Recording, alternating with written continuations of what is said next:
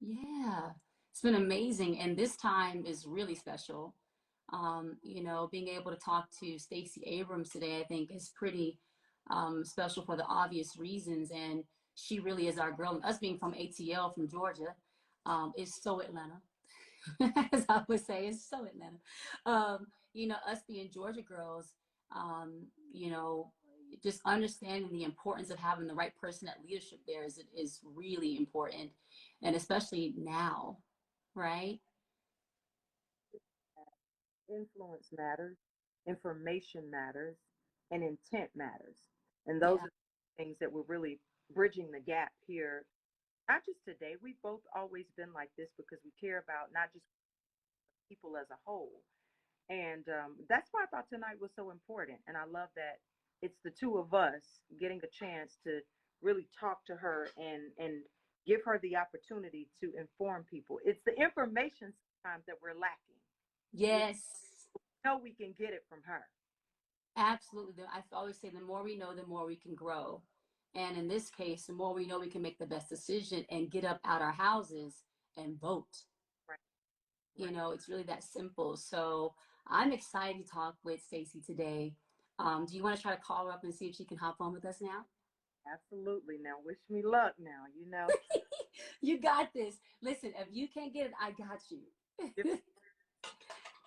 professional help You on got it? the wrong thing. Uh-uh. No, this is not the right. Oh, okay. You shining.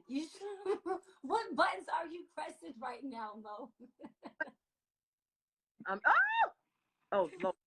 What is going on? We're about to have a music video right now. Okay, so wait, let me see. Mo, what are you pressing?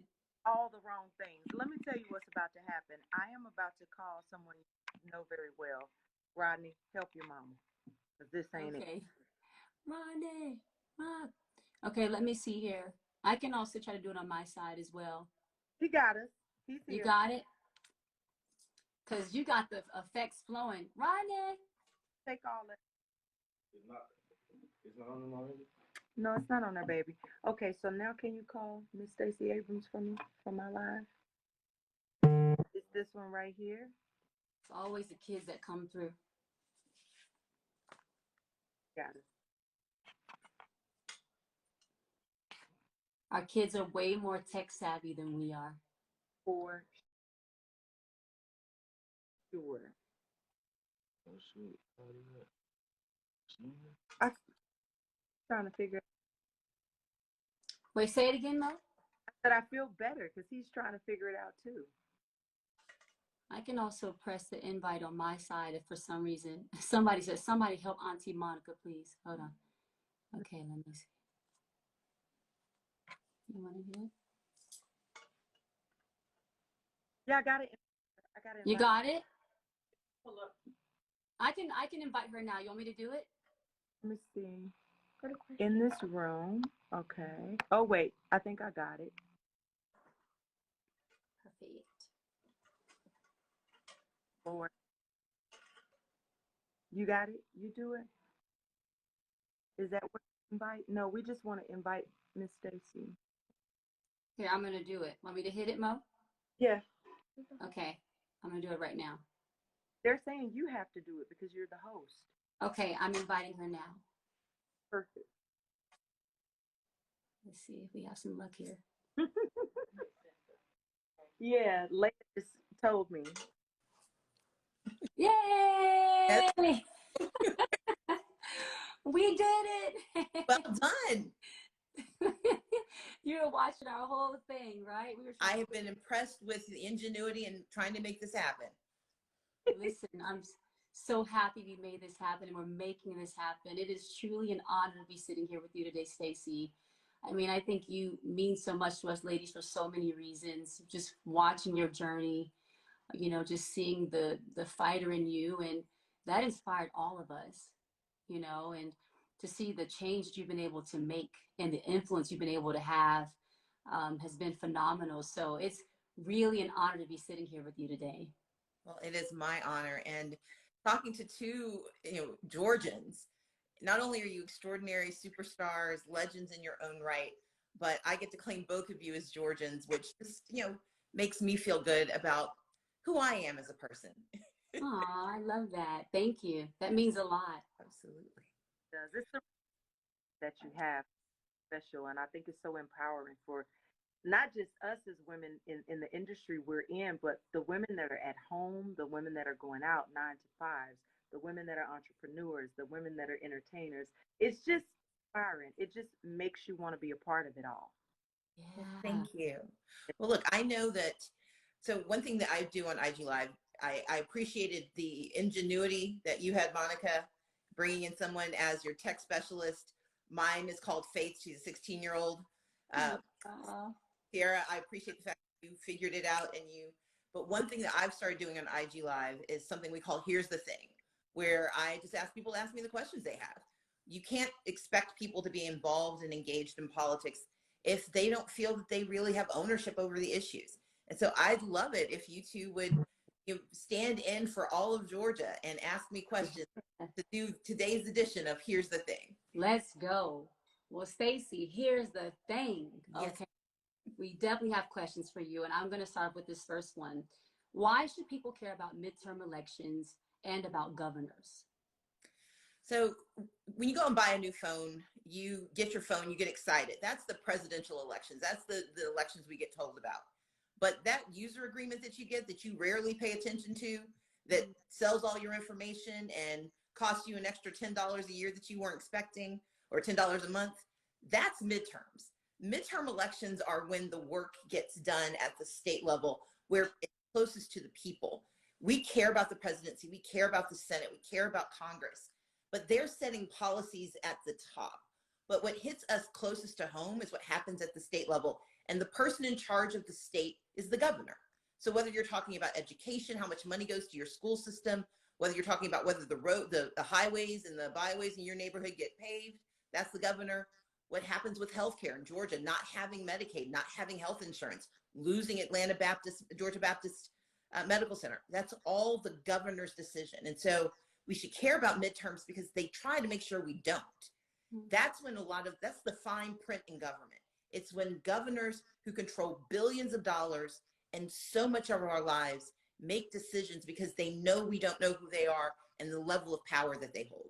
But we can change that. This year, we can change that. So good. Really have the power to protect the freedoms and the people we love.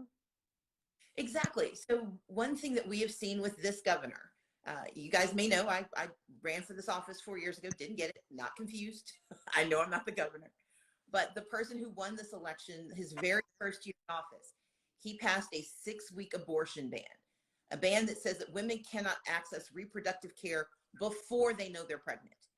And it allows investigation of women. If they have a miscarriage, they can be investigated. We know that if you are a victim of rape or incest or human trafficking, you have to file a police report to be able to get access to the services you need. That's the governor's decision. He wanted this law. He said he was overjoyed about it, and he plans to make it worse. In fact, he was caught on tape last week saying he wasn't sure how he felt about contraception and the fact that they could come in and possibly do something about contraception. And so our freedom as women to control our bodies, our freedom as voters to be able to access the polls, our ability to make choices about who we are and who we love, all of these things are on the ballot because the governor in this current day and age is the person who signs those bills, pushes that legislation, and makes decisions about the kind of freedoms we actually enjoy. And I want a governor who actually believes in my right to be free. Absolutely. I mean, it's just so amazing when you think about it. All those things you said are just like insane. And I think for all of us women, it's been so hard to deal with, being in this time. And that's why, as you said, midterms are so important, right? You are important for that matter. So what I also want to ask is, we hear so much about voter suppression. How can we be sure that our vote counts? So here's what voter suppression is, and it gets conflated with voter or election fraud. Let's be clear, voter fraud, election fraud doesn't happen. That's basically somebody putting on a mustache and a hat trying to vote more than once. It's somebody manipulating the system to change the outcome. Does not happen. Even the people who hope for it and study it will tell you it only happened. You're more likely to get struck by lightning than you are to have somebody commit voter fraud. But voter suppression is about access. Fraud is about outcome. Suppression is about access. Can you register and stay on the rolls? Can you cast your ballot? And does your ballot get counted? And unfortunately, in Georgia, we have a governor and a secretary of state who get credit for not committing treason because there was no fraud, but they don't get held accountable for suppression. They've made it harder to get your absentee ballot. They've made it easy for people to challenge your right to vote. They have made it hard for people who have to stand in line for hours to get water and food, just basic things that the Bible says you should give to strangers. And so for me, the issue is we have to know that they're putting up these obstacles, but we cannot be cowed by it. We cannot give in to those obstacles. We can get around them. And that's the work that I've been doing for the last 4 years. And that's the work I want all of us to do. What they are most afraid of is if we show up, we can win. The best way to combat voter suppression is to overwhelm the polls with our presence. And so, yes, your vote will count if you show up and if you bring your friends with you. If we prove that we deserve to be heard, then yes, we will get those votes counted. But they win when they convince us it's not worth trying. Voter suppression is most effective when it makes you think, I'll just stay home. That's when they've gotten exactly what they want. They've stopped you from casting a vote. Your resilience is so admirable. Even though you're not the governor yet, you have acted as such, and you've informed us consistently as such. And I'm really concerned as a mom who are still out and things like that here where I was born and raised. But what are your plans for the women of Georgia? You touched on it, and you talked about some of the things that are already being implemented that take everything important to us from us. What are your plans for the women of Georgia? So today is Black Women's Equal Pay Day. And what that means is that it took until today for Black women to earn what white men have already earned. That's how much longer we have to work because of the pay disparity. That it should be offensive to everyone, male or female, regardless of race. If you were doing the same work, you deserve the same pay. So part of what I want for women is equity. I want us to have equal access, not only to pay if we work for someone, I want us to have equal access to contracts if we work for ourselves. I want women to be able to access capital. We have so many small businesses. In fact, I was just down in Stonecrest at New Black Wall Street, and 90% of the business owners are Black women. But I know that across the state, we need women writ large, Black women in particular, to be able to own the means of production, to own their own businesses, to be able to hire their community members, to take care of their families. And I'm the only candidate who has a plan to actually get access to capital to women-owned businesses, to make sure they get the contracts they need. But let's start a step further. We've got to make sure that we get the education we need. That's why I want to create an entrepreneur's learner's permit, meaning that instead of having to, fail and succeed to get to what you want, let's have somebody help us. We do this for big companies. They get all the help they need. Why not do it for small businesses? And let's make sure that if you want to go to school, you can go to technical college for free, and you can get need-based aid to go to college. Because for so many of our women, it's getting that education that opens all of the doors. And then fundamentally for me, it's about healthcare. We know that we make choices based on how we feel and the debt that we carry. And healthcare debt crippling. My opponent doesn't care. He's refused more than $15 billion that could have helped people pay their bills, could have helped people pay for insurance, and could have helped the rest of us not pay their bills for them. I want to expand Medicaid, and that particularly helps women because 1 in every 5 women in Georgia does not have health insurance. We can change that. Plus, I'm going to restore women's right to choose and get rid of the grotesque bill that he signed that bans abortion in the state of Georgia. I mean, Stacy, you said a lot there. You know what I thought about when you were talking is, there's a saying that behind every great man, there is a great woman. And, that it is time for us to, it's time for equity. It's been long overdue. And, it's amazing to hear you talk about that and hear you're passionate about that because we need someone like you that believes in that, that understands that, that gets that. And that if you were in office, we know that you can be a part of making that change, because it really is time. Like when you start off by talking about, like, it would take 9 months for us to catch up with where the man started the year before and to make the same amount. Like, that doesn't even make any sense. Like, why? You know, I always say you're never limited by the color of your skin nor your gender. And that's how I think. But the reality is that that is not really true in theory, you know. So, and, you know, you touched on it.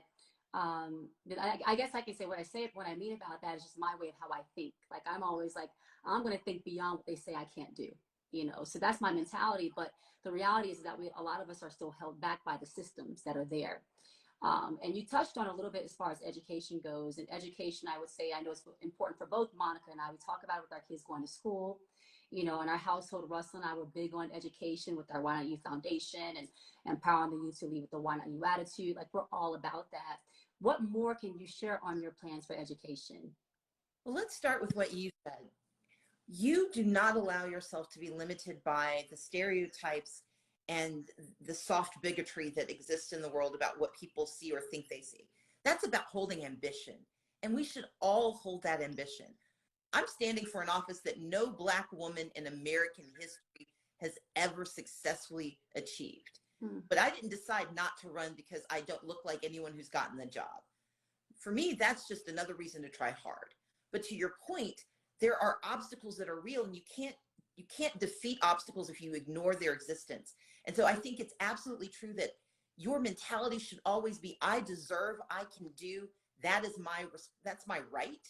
But then we need a good government that helps you understand how to navigate either the obstacles that are created, or they need to move those obstacles out of the way if they're the ones who created it. And so when it comes to education, that's a perfect place to start. I'm the product of public schools. I graduated from DeKalb County Public Schools.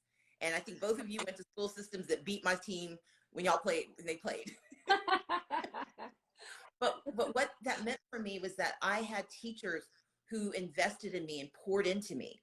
When I became valedictorian, they were the ones who celebrated me and said, here, go on to the best college you can go to. Don't limit your ambitions because of what you see around you. Imagine what you can be. And that's why it is so important to me that we pay our teachers a living wage. Right now, teachers in Georgia make less as a starting salary than teachers in Mississippi. I want to increase our starting salary to $50,000. I want to increase all educator salaries by $11,000. And on top of that, I want to make sure that our education support personnel, our school bus drivers, our cafeteria workers, our paraprofessionals, our counselors, that they're all also getting pay raises because they are doing God's work. But that means that we've got to invest. And right now, Georgia has $5 billion extra dollars. After we paid every bill, after we put money in our piggy bank, we've got $5 billion. And my opponent doesn't want to spend that money. He doesn't think that teachers deserve another raise. I do. And that's one of the reasons we need a new governor, because we need to invest in our teachers. But we also have to invest in our students. They need mental health care. And right now they can't get it because we won't expand Medicaid. Medicaid not only gives insurance to poor people, it helps communities get access to doctors and nurses and therapists and counselors, because when someone has insurance, they can afford to get the support they need. That's why I want to expand Medicaid. And the thing is, we can do all of the things I want to do without raising taxes at all. We don't have to have new taxes. We just have to have good leadership. But I think the most important piece, I believe in public education. I don't think that we have enough money pouring into the system, not just for money's sake, but because we know it's harder and more expensive if a child lives in an extended stay hotel for her to catch up the next day. If you live in a rural community and you don't have the internet, that costs more. If you go to a school that doesn't offer AP courses, that means you're limited in your access. And so it's not just about adding more numbers to what we pour into schools. It's about making sure we're investing in our children, because that's our job. And I think that's what, Ciara, both you and Monica are such perfect examples of. If we pour into our children, the return on investment is extraordinary. And look, I don't have kids myself, but I've got a borrowed 16-year-old who lives with me. And her name is Faith, and she's the most amazing child, a teenager, sorry. But what I love about her and what I appreciate so much is watching her grow, watching her think about things in a new way. And the pride I feel, even though I had nothing to do with bringing her here, I'm so proud to have some small role to play in bringing her up. Mm, so sweet. The older you guys, how much happens during their day at school. The teachers deserve so much more because they spend a majority of their day pouring into the people that we birth and that we love and that we want to see become productive. And there's so much that I feel give them a sense of peace and encourage them to even do more. You know, back in the day, my godmother is my mother's fourth grade teacher. That relationship carries over into your adult life and who you become and what you believe you become. People don't understand that these are the people that help them to understand that these things that we've done already are possible. It happens, you know, and I don't think people realize the importance of it, or whom you've spoken of clearly doesn't realize it. So we totally support what you're saying there. It's hard to ask question, but I want to ask it. I know why I feel that you should be the governor. I know many things that you've taught me that has changed the temperature and the format in the household for how we vote and how we think and what we know the governor actually holds in the palm of their hand for the state of Georgia. Explain to the people that are watching that may not understand it the way we now do because of you. Why do you feel you are the best choice for governor? So we know that 4 years can change a life, whether it's 4 years of high school, 4 years of college, 4 years in a job you hate, 4 years in a job you love. 4 years can change your future.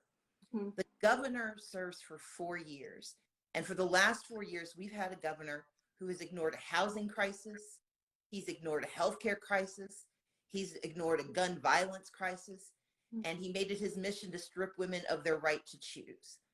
I'm running because I believe we have to get back to the fundamentals, back to the basics, investing in making housing affordable everywhere in Georgia, making sure that we expand Medicaid and lower healthcare costs, but also save hospitals. It should appall every person in Georgia that we are losing one of only 2 level 1 trauma centers that serve nearly 50% of the state. If somebody gets in an accident on I-20 or 285, if Grady can't take you, where are they going to take you? When that hospital shuts down, that's what we're facing. I'm running because I know that we should invest in education at every level. And because I know that people need to be able to make a good living, whether they work for themselves or someone else. And right now we have a governor who basically sells the state of Georgia to others by saying you can pay them low wages when you get here. I want people to compete for us and invest in us. And I want us to grow our own jobs and invest in ourselves. And so for me, becoming governor is about doing for the people of Georgia, fighting for the people of Georgia, the middle class, the working class, the forgotten folks, helping those who never believed that they had a real shot, but also helping those who got their shot to do a little better, because usually they'll reach back and bring somebody else. And so, you know, fundamentally, I want to be governor, and I will be a great governor because I was raised to work hard, to look out for others, and to never quit. And that's what I want to do for the state of Georgia. So amazing. You're very good. Well, so look, you two have gotten to ask me a lot of questions for Here's the Thing, but now I'm going to turn it on you. And I'm going to start with you, Ciara. Can you tell me, you know, you've become more politically active, both you and Monica have become much more politically active and louder about your beliefs. Can you talk about why that is? What was the switch that turned on for you? What made you engage? And which politicians are you thinking about? How do you decide who you support? Well, I think for me, it's just understanding the power of my voice, you know, knowing that my voice matters. My voice carries weight. And I say that because voting is where I can use that power, you know, and it's been a great feeling to have an experience when I've been a part of voting and what I voted for, who I voted for was in office. That was something that was really, it was just an incredible, I felt like I was a part of something. Like I felt like I was really making a difference in that moment. I think that when you understand that that really can make a difference, you get up, you get out, you go vote, you use your voice. And as far as the politicians that I personally gravitate towards, I always look for the person that's thinking of, that's meeting me at my level, meeting us at our level as humans, right? Where's the compassion for humanity? I think as you talk about, like, you know, the person that's in office right now, it's like, to me, they think more about business versus like humanity. Like when you were talking about education, honestly, I wanted to interrupt you a few times. I was like, keep it together. But what you were saying is true. Like I have an incredible passion for education and teachers. I am very, very sensitive to teachers, because God knows I got three of these things around my house, three children. Monica has three children too, and it is work. Teachers get up and they go and give their all to walk away with so little. And for me, that bothers me. It's been a passion thing for me for a long time. And I've been trying to figure out how to also get involved in that space more, because teachers deserve so much more. But to hear your passion about these things, right? To hear how you're thinking about the full picture, that can really change the history of things, change like the whole, like not just the history of things in general, but someone's family. When you talk about Medicaid and Medicare and wellness, like we have to be thinking about these things. So when I hear someone like you speak about those things, I get passionate. I'm like, whoever's watching right now, why wouldn't you want to get up, get out and vote and use your voice? This is a chance for us to be heard, you know? And so when I understand that, I get excited. You know, I jump all in. I want to use my platform to share and all the things that I'm learning in the process. And I love when someone is meeting us where we are. That is the only way that we're going to make true changes. It's time. It's time for something different. It's time for something new. It's time for someone who really cares. You know, I feel like these past few years that we've been living in, we were taking some steps forward about, you know, for well, 5 years ago. I get my count right. You guys can follow the math, what I'm trying to say. But we took some steps backwards, you know, and we have a lot of cleaning up to do. And we need people like you in office that can be a part of making that change. So I love when someone can meet us where we are, can be aware of where we need to go, and is about that life of making it all happen. Well, thank you. Monica, what about you? I share the same sentiments. We talk about a lot of this stuff because my kids are a bit older, and us being around through the births of the six of them in different ways and different capacities, you get a chance to see how the things that are changing change them. The things that are changing. You know, you look at the crime here now, and I look at where I'm from. I'm still a person that keeps not only my feet, but my heart and my ears to the streets that I'm from. And I think knowing what their concerns are concern me, knowing that my concerns are just as relevant, but they are also different. Who is able to address all incomes, all people, all feelings, all races, colors, and creeds, and understand that it may be different in some places, but they all need a certain level of change. And that takes you not be, you can't clock in and out of what's needed here. And that's one of the so easy for me when you guys reached out to me and you and I talked on the phone, Miss Stacy. I told you, I said, I'm here, and I meant what I said. So use the ability to discern when someone cares. That concern, care, compassion, those are things that you can't buy. It's not just circling a name. Those are not things. And you were raised has a lot to do with it. You know, when I look at candidates and they share things about their background, that interests me a lot too. When you have people that care about their community, part in educational backgrounds for people like yourself, and how your parents pushed you towards higher learning all your life. There was no, we don't know exactly what we'll be when we're kids, but we know that influence matters. Those are the things that even push me to look at people to decide that this is who I'll get behind. That played a major thing, that I believe in Miss Stacy because I see also what her parents believe matters. It mattered that you cared about all of the communities, all of the incomes. I am still very much a part of where I'm from. I can still pull up, get out, have a conversation. That's something I'm known for. I'm never leaving that. And it's important for me to make sure that even their voices are heard, telling them that, listen, now, this is what you can do. That's important. And just understanding that you have to have a real person, like Ciara said, it's become almost mechanical, where it matters how it looks, you know. and not how it feels and what it actually. So that's how I choose who I get behind. That is how I choose. It's not just what you say. You do. I don't. I don't even pay attention a lot of times to what people say only, because we know that people put on facades that comes with the territory. But you can see by the actions of. That's how I make those decisions, and I make those decisions with real people standing right behind me with the heart of what it is that they feel like they suffer most from, and with being right here. I went to North Clayton High School. I went to, a cat around there too. These are all the people that I still love and able to keep a part of me right there in the heart of where things need to be changed. And that change can only be implemented by people that are, how can you be there when you do not know what they are dealing with? So I watch you all the gap and right in the, it's like if you go to the places that the first thing they say is they don't know what we feel. They're not over here. Over there. That you're over there. So when I look at people like yourself and other people that I voted for, I can't I can't support you if you're not of the people, and you can't be of them if you're never if you. So that's how I make my decision.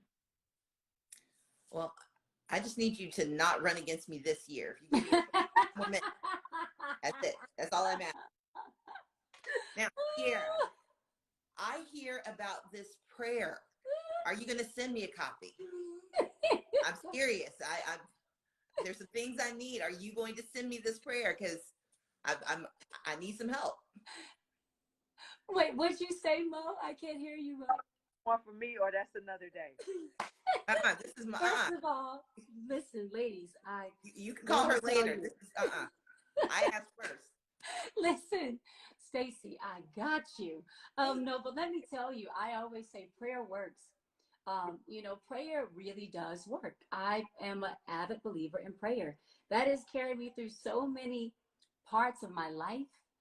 And, if I'm just going to say, we can go ahead and pray right now. Heavenly Father, let's bless Stacy to be the next governor of Georgia. Let's go. Come on now, in Jesus' name. Amen. Amen. Yes, prayers are up, Stacy. We've got to do this. Stacy has got to be there. This has to happen. So yes, I got you on the prayer. Okay, we can pray in many ways. All right, but we are praying for you to be the next governor. So let's go. My priorities straight. Thank you. Now, Miss Fabulous Monica with the hat. What is this Gunica I hear about? I did my research. I meet you where you are. Come back into the frame. Come on. Go. Gunica. What does Gunica mean?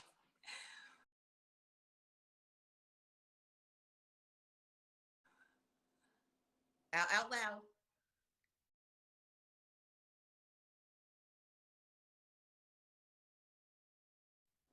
I asked my 17-year-old, what does Gunica mean? What's that mean?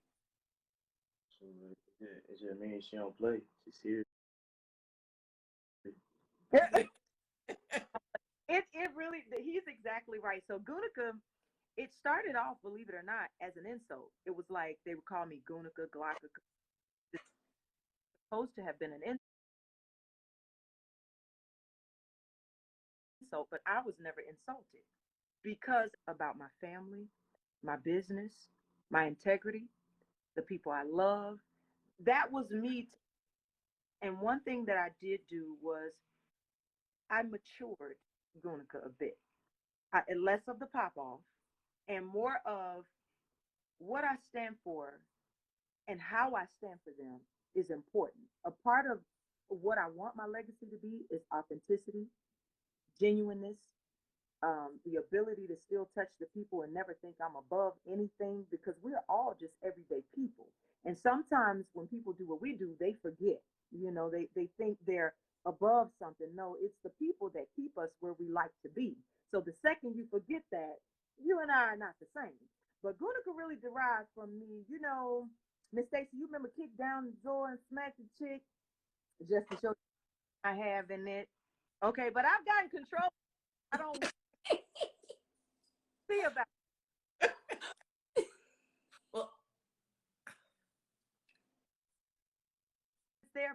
did start with me just play.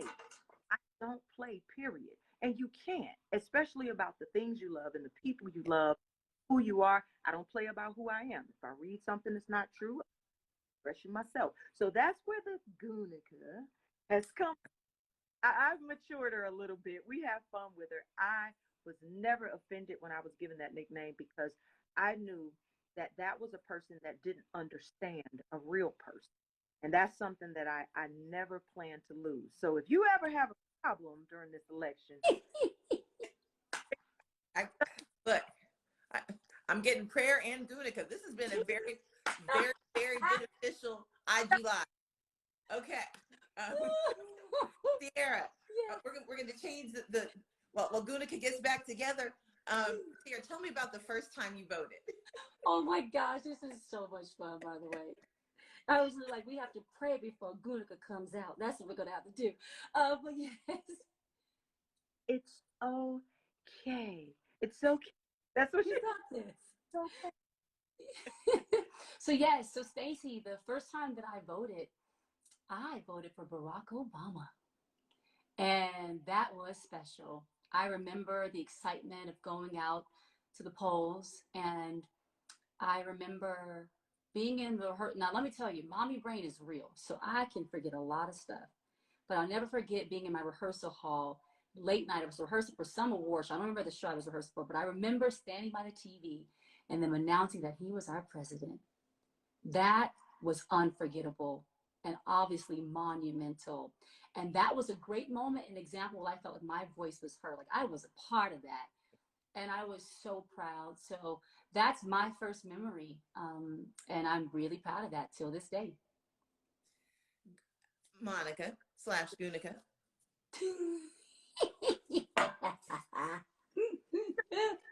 Which door did you kick down the first time you voted?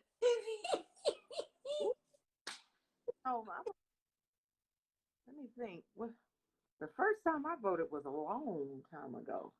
Melinda, let me think.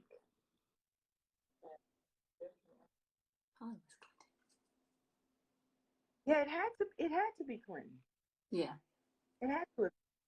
And I remember participating heavily at the White House afterwards because for that level of understanding, I will not that I always understood before I started to really take who I am, move it from the South Side into the world and into the White House for the first time. And being there, what I went and did was I sat down and I talked to them about the importance of keeping electives in music in schools and fighting for that and raising funds for that. You know, remember growing up, you go to chorus, you go to band, and there was a time where that was in question to be removed. And I went and in all his coolness, Monica, this is important for all of us. We love having so cool. But he heard what I had to say about how standing in chorus and learning to harmonize and work with other people and all of these things that were given to us in the public school system at that point, why you could not take that away. So that was the first time that I voted and the first time that I actually went into the White House and did the work that needed to be done. Fantastic. Well, Ciara, I'm going to give you my last question. So I know the first thing I want to do as governor is expand Medicaid because it creates 64,000 jobs. It gives 500,000 people health care. It reduces costs for everyone. It helps us save 19 hospitals. They're at risk of shutting down. It helps save lives. But you are now governor for 24 hours. So what you doing? Well, first of all, we're going to celebrate. Okay. But I'm definitely going to jump right into the things that are important to me. Roe versus Wade has to be addressed. We've got to get that right. That's right away for me. And then I would also focus on the Voting Act. Yes. What's been put in place is insane, as you talked about earlier. You know, there's no reason why we have all these different things to inhibit people and to really create more suppression. You know, that's in place. It's time for we got to that. So for me, those would be my two main focuses for starters. Um, and yeah, I think that's what Governor Cece would do. There we go. Mm. Well, this has been so much fun. I mean, everybody's watching right now, and everyone that's tuned in, we know you all may have some questions. I mean, this is really a treat. I just have to say, I know, I mean, I start off by the top by saying that this is an honor to be with you, but I am really, really enjoying myself. So I know people have some questions out there. Mo, do you want to fill some of these questions from people that are coming in? Because we know they have questions to ask Stacy. So let's see what we have going on. Guys, put your questions in below, and let's see what you guys want to know from Stacy. All right, so let me see here too. I think there might be one that my team just sent in, and they were saying, um, well, you just asked me. We kind of just answered it. I was elected in 2006, and then I became the Democratic leader, meaning I was in charge of all the Democrats in the House, 100 interns Wow. who got to learn about policy, got to learn about politics. And what was the most fun moment for me for all of that was that one day someone from the other side of the aisle came up to me, and I can't tell if he thought it was a compliment or an insult, but he said, "I can tell when somebody works for you because it looks like the United Nations." And for me, that was the highest compliment, because I wanted that office to look like Georgia, but I also wanted young people from every race, every region, every creed to know that they belonged in that space. They deserved to be under that gold dome. They deserved to be at the Capitol.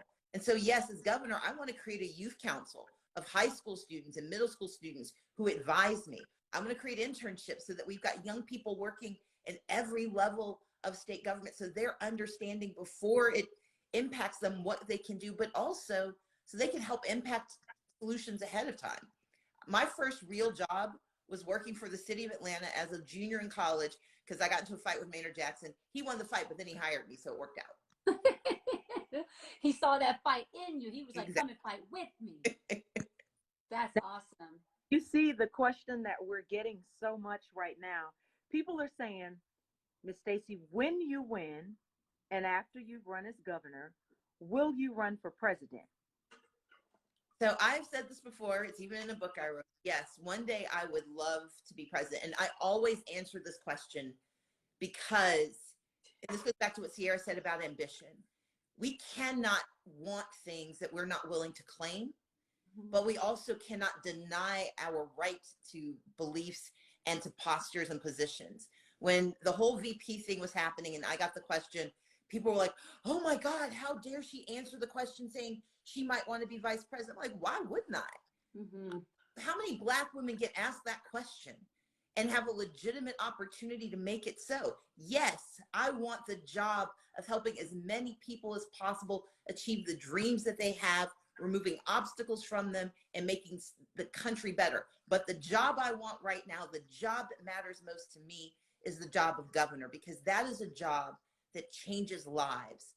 Look, Trayvon Martin, when he was shot, the law that let his murderer go free was a law that was signed by a governor, not by a president. When they eviscerated the social safety net and treated Black women as less than human because they needed a little extra help, that law didn't start in Washington. It started with the governor of Wisconsin. And mass incarceration took off in the United States with 3 strikes you're out. That didn't start in Washington. That didn't start with the 94 crime bill. It started with the governor of California. He passed and signed the first 3 strikes you're out law. And if we live in the South, we know that Jim Crow, those laws that denied Black people their citizenship for 150 years, was signed by 9 governors. It never had a single federal law. And so for me, the most important job, especially in this moment, is the job of governor, because we need someone who believes in our humanity, in our integrity, and in our right to thrive.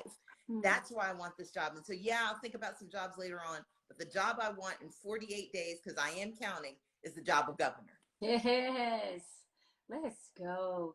That is so inspiring. Your fearlessness is, I mean, this is how we have to think. We have to think this way as women. We have to believe in like what we want to do, who we want to become. Why not us? Why not her? I mean, I hope that everyone that's watching, especially the ladies, are getting a dose of major inspiration right now. Ladies, let's go. This is amazing. Okay, so then let's see if we got some more stuff here. Let's see. Okay. I think my team sent in something else too here to my phone. Okay. Oh, this is a good one. How will you help the ATL film industry thrive as a governor? So let's understand the film industry is not just Atlanta, it is the state of Georgia, but it is under attack by the current governor. We know that we lost Music Midtown. We lost Music Midtown because of his gun laws. Because when Georgia has the 9th highest gun violence rate, and it's the guns are the #1 killer of our children, instead of strengthening gun safety, he weakened gun laws. And because of that, because of the weak gun laws in Georgia, Music Midtown took its $50 million and left. We know that because of his voter suppression law, the one he signed in 2021, we lost $100 million from the All-Star game.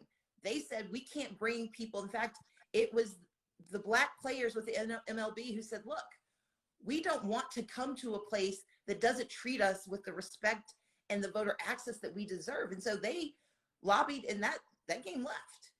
And when it comes to abortion laws in Georgia, I have spent so many hours on the phone talking to people about why I need them to stay and fight. But we need to win, because now that that law is the law of the land, now that women are denied the right to control their bodies, it's going to be harder and harder for projects to stay here in Georgia.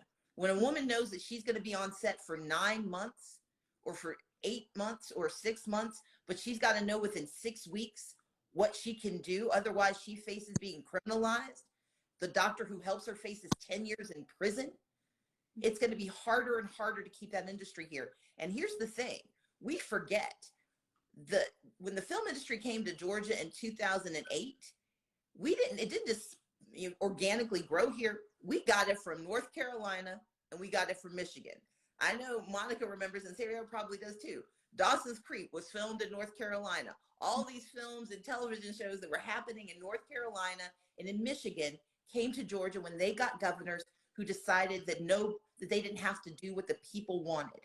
And that's how Georgia got it here. And we need to understand that there are other states that are eager to take this film industry from us. And that's why I want to be governor, to not only have the laws to make certain that people can work here, but make sure they want to stay here. But in addition, I'm going to protect the tax credit.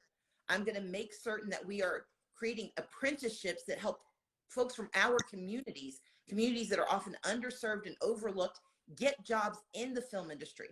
Right now, you got to know someone to get somewhere. And I want to create those internships that let our young people get into the industry early so they can grow their opportunities. And I want to make sure that we're providing financing so that those independents and those creatives who have amazing ideas but don't know where to start don't have to put themselves in the hawk to get started. But you need a governor who actually believes in investing in people and protecting our freedoms for the film industry to stay here in Georgia. That's so good and so powerful. Someone wrote, save Georgia. Yes, we clearly see that Stacey Abrams can save Georgia. Come on. Well, let's see what else we have. Mo, do you see some other questions there?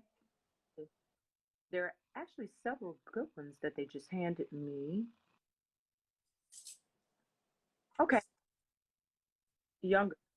What piece of advice do you have for younger generations who want to make a change? What would be the steps that they take to do so?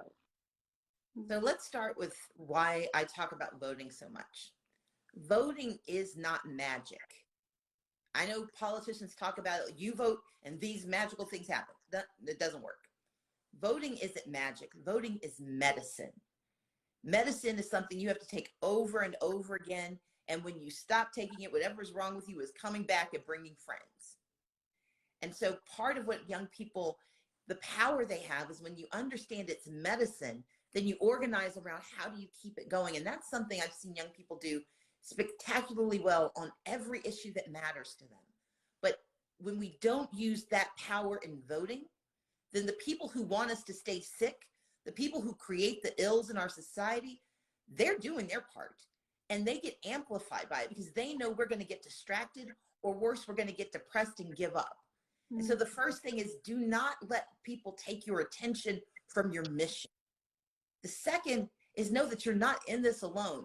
Those who are older may not have gotten it done, but some of us are still working. We're just waiting for you to come and help. I got to do a speech when I was 19. I got to speak at the 30th anniversary of the March on Washington. And I talked about three things: jobs, justice, and peace. Still working on all three of those. But where we were 30 years ago is not where we are today. And the progress that gets made has to be acknowledged. We don't have to rest on our laurels, but we have to acknowledge that progress has been made so we know what else we can fight for. And then the last thing is that you have the right to expect everything. Never let anyone tell you to dampen your ambition or lower your vision. We have the right to see the future that we want, and we have the right to believe we can make it so. And that's why I am so bullish about this job and about this opportunity, because I can see what Georgia would look like if we had a governor willing to invest in us. I can see what our schools would look like if our teachers could actually teach instead of teaching and driving the school bus and having 38 kids in the classroom. I'm being slightly hyperbolic, but not really. I know what we could be like if we had affordable housing in every part of our state so folks could take care of themselves and their families. I believe that my ambition is met by my vision, but I'm reaching out because I can't get there without the young people in the state of Georgia. And if we do this together, what we can change in this world is unlimited. That is so amazing. You know, I thought when you were speaking, I thought about never let someone dim your light. Yep. Clearly, Stacy wants the light to shine bright in Georgia for all of us, for everyone in Georgia. And I love voting is medicine, the medicine we need. We need the right person in place to help make all this change that is like long overdue. It's time. It's time. Maybe there's one more question out there from someone, and we can go quick here. Let's see, the team's in some more stuff. Let's see here. Okay, talk about the medicine. Okay, there's more questions. I'm trying to go to a quick one so everybody can have a little something before we go out. Okay, let's see here. Oh, this is actually a good one. Oh, okay, so you, Stacy, you work with the homeless population. Yes. Can you tell us a little bit about that? So Georgia, unfortunately, has a fast-growing homelessness population, and it's comprised of people who are being pushed out because they can't afford rents. We have those who have mental health issues who can't afford supportive housing or get access. We have those who have substance abuse issues. We have a lot of people who are returning citizens. And because Georgia has such a large veteran population, we have a number of veterans who are homeless. I know that we need more inventory in our housing, but we also need to have more money put in place in local governments so they can invest in housing. And right now, the governor's not doing enough. He's sitting on nearly $500 million to keep people in their homes and won't spend the money. And we need a governor who actually believes that we deserve access. Now, mind you, this is a governor who made millions in real estate, but won't help working families stay in their houses. And that, to me, that kind of hypocrisy is not only appalling, it's economically inefficient. If we help people stay in their houses, we are helping their kids go to school. We're helping them get access to better health care. We are changing the future for the better. And so for me, homelessness is more than just not being housed. It's about all the other pieces. It's about crime. It's about education. It's about healthcare. And it's a solvable problem. We keep pretending. The scripture that annoys me the most that people rely on is when they say, well, the poor will always be among us. That wasn't the Lord telling us to get used to it. It was a challenge. It was a call to action. It is our job, our duty, our responsibility as citizens, as humans, to make certain we are helping the least of these. And someone who does not have shelter deserves not only our grace, but our investment. And for me, that is a driving force, because there but for the grace of God go I, but so do people who are victims of domestic violence, women with children, men who are being separated from their families because if they go to a shelter, they can't stay in the same place. There is so much more that we could do if we had a governor who believes it's our job to help people get a step up and get a step inside. And if we do that, we can make the world better. Miss Stacy, how can they continue to get more information? There are a lot of people that are on this live that I in my heart. This is the first time that they're hearing a lot of the information that you're sharing. This is all this is a new spectrum of information. It's invoking thought. How can they find more information? Because I feel that this is going to make a lot of people want to know more. Can you tell Mhm. me and do that? Yeah, if you go to my website to stacyabrams.com. Now there's some people like, oh, she has too many policies. We've got a lot of issues in the state. And so I try to really tackle the issues that people care about. So if you go to my website, it's not going to be like a 5-second snippet. We'll give you some headlines. But if you want to know more, you can click on the link and you can learn more about the issue and learn about why the solutions matter. Because it's hard to solve problems you don't know not only what is the problem, but why is it a problem. But if you go to our website, stacyabrams.com, and while you're there, you can learn how to volunteer. You can learn about the dates for the election. You can learn about all the ways that we can make this happen. And I just encourage people to go to my website, but also you could, send me a DM on Twitter. I think you can do the same thing on Instagram. That is not my forte, but anytime you have a question, just reach out to me. I am happy to answer. Well, Stacy, you are amazing. One, we thank you for that access. You are special, to even extend yourself in that way. Again, is I really believe is where we're going to see change happen. We need someone that's for the people, and you are a woman for the people. You inspire us so much, and this has been a total honor to be here with you today. Just thank you so much for your time. Thank you for how you're pumping so hard on this journey. We are pumping hard for you. We are believing in this journey. Why not? Stacy, let's go. Mo, I mean, this has been fun. This has been amazing, right? I respect and admire. You guys always touch lives, and I feel like we can do this together. What happened 4 years ago has nothing to do with what will happen in just a couple weeks. We got your back on this end. We got your back. So for everyone that's watching and all the Georgians out there, the Georgia pages, you guys make sure you remember that the last day to register in Georgia is October 11th. Early vote begins October 17th. Early vote ends November 4th. And election day is November 8th. 48 days. Let's go. This has been so much fun. Thank you to everyone who tuned in. Stacy, thank you again. It was an honor. Mo, I love you. Thank you, Stacy. Thank you too. My inner fangirl is just so excited right now. Ciara and Monica, thank you so much. Your grace, your kindness, and your engagement means the world. So thank you for having me. Woo, let's go. Team Stacy. Hey. There. Hey. Bye, ladies. Bye, guys.